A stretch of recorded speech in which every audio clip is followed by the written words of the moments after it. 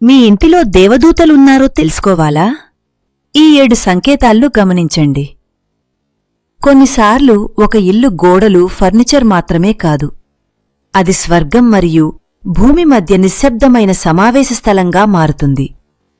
అక్కడ సాధారణ క్షణాలు అసాధారణమైన అర్థాన్ని కలిగిస్తాయి.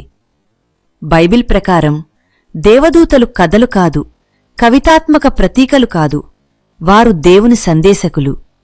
దేవునికి చెందిన వారిని రక్షించటానికి, నడిపించటానికి, సేవ చేయటానికి పంపబడినవారు. వారి సాన్నిధ్యం చాలాసార్లు మృదువుగా, సున్నితంగా ఉంటుంది. మన కళ్లకు కనిపించని కారణంగా మనం గుర్తించలేము. కొన్ని క్షణాలు ఉంటాయి, ఎందుకు వచ్చిందో తెలియకుండా శాంతిగది నింపుతుంది. ఎలా తప్పించుకున్నామో తెలియకుండా ప్రమాదం దాటిపోతుంది. అకస్మాత్తుగా ప్రార్థన చెయ్యాలని హృదయం కోరుతుంది. ఇవి సాధారణ క్షణాలు కావు, ఇవి పవిత్రమైన అనుభవాలు. బైబిల్ చెబుతుంది, దేవదూతలు రక్షణ పొందబోయే వారికి సేవ చేయుటకై పంపబడిన ఆత్మలు కాదా? హెబ్రీయులకు 1:14. యెహోవా భయపడువారిని చుట్టుముట్టి ఆయన దేవదూత నిలుస్తాడు. కీర్తనలు 34:7. సంకేతం 1.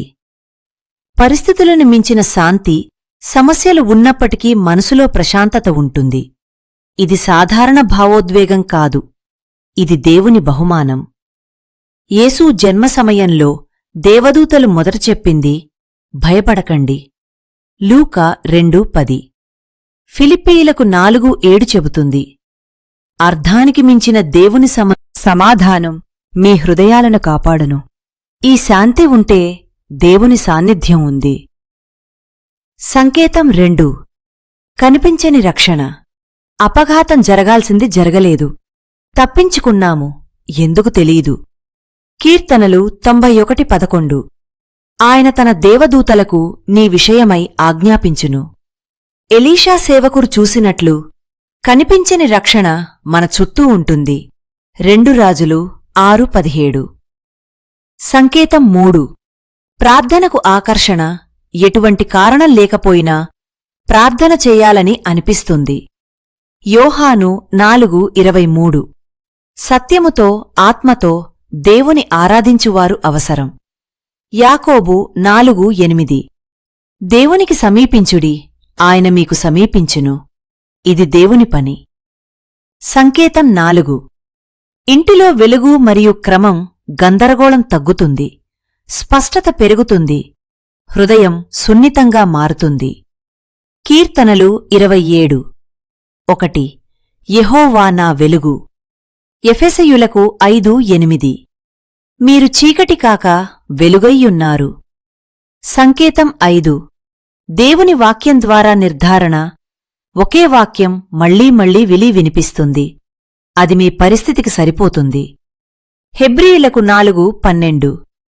దేవుని వాక్యము జీవము గలది. కీర్తనలు 119:5. నీ వాక్యము నా పాదాలకు దీపము. సంకేతం 6. అనూహ్య సహాయం.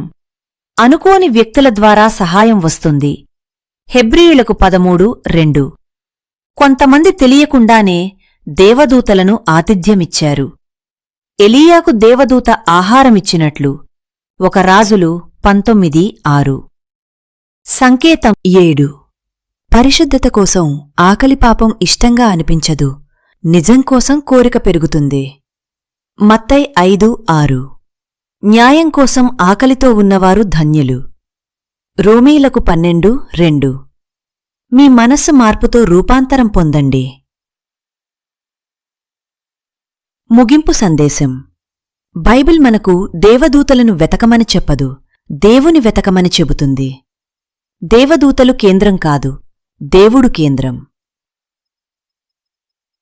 కాని శాంతి ఉంటే, రక్షణ ఉంటే, ప్రార్థన పెరిగితే, దయ కనిపిస్తే, పరిశుద్ధత కోసం ఆకలి ఉంటే, అప్పుడు ఒక విషయం స్పష్టంగా తెలుసుకోండి, దేవుడు మీ ఇంటిలో పనిచేస్తున్నాడు, మరియు ఆయన సేవకులు కనిపించని విధంగా మీ చుట్టూ ఉండవచ్చు. చివరగా ఒక ప్రశ్న. దేవదూతలు ఉన్నారా? కాదు. నీ హృదయం దేవునికి తెరిచి ఉందా? దేవుడు ఉన్న ఇంటి లక్షణం అద్భుతాలు కాదు, మార్పు. భయం కంటే ప్రేమ ఎక్కువైతే, సందేహం కంటే విశ్వాసం ఎక్కువైతే, ఆ ఇల్లు స్వర్గం భూమిని తాకిన స్థలమవుతుంది. 7. పరిశుద్ధత కోసం ఆకలి పాపం ఇష్టంగా అనిపించదు, నిజం కోసం కోరిక పెరుగుతుంది. మత్తయి 5:6. న్యాయం కోసం ఆకలితో ఉన్నవారు ధన్యులు. రోమీలకు 12:2. మీ మనస్సు మార్పుతో రూపాంతరం పొందండి. ముగింపు సందేశం. బైబిల్ మనకు దేవదూతలను వెతకమని చెప్పదు, దేవుని వెతకమని చెబుతుంది. దేవదూతలు కేంద్రం కాదు, దేవుడు కేంద్రం. కాని శాంతి ఉంటే, రక్షణ ఉంటే, ప్రార్థన పెరిగితే, దయ కనిపిస్తే, పరిశుద్ధత కోసం ఆకలి ఉంటే, అప్పుడు ఒక విషయం స్పష్టంగా తెలుసుకోండి: దేవుడు మీ ఇంటిలో పనిచేస్తున్నాడు, మరియు ఆయన సేవకులు కనిపించని విధంగా మీ చుట్టూ ఉండవచ్చు. చివరగా ఒక ప్రశ్న: దేవదూతలు ఉన్నారా? కాదు. నీ హృదయం దేవునికి తెరిచి ఉందా?